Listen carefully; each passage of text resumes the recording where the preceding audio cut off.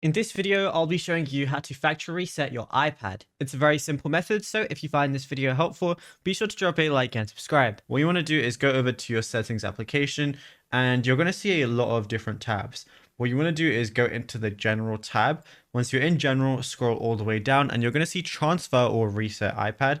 So go ahead and click on that. Then if you want to factory reset it, what you got to do is press erase all content and settings.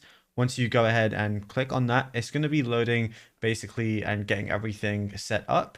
And then once it loads, it's going to basically show all the different things that are going to be reset from whenever you factory reset it. So everything you're going to lose, all the data, anything like that. What you could also do if you don't want to go ahead and factory reset it is press the reset button. Now you have options to reset all settings, reset network settings, subscriber services, and a bunch more. So you don't have to completely factory reset everything and make your iPad as good as new if you only want to reset something specific. And yeah, it's as simple as that. Now, if you found this video helpful, be sure to drop a like and subscribe and check out our other tutorials that we've been posting on the channel as well.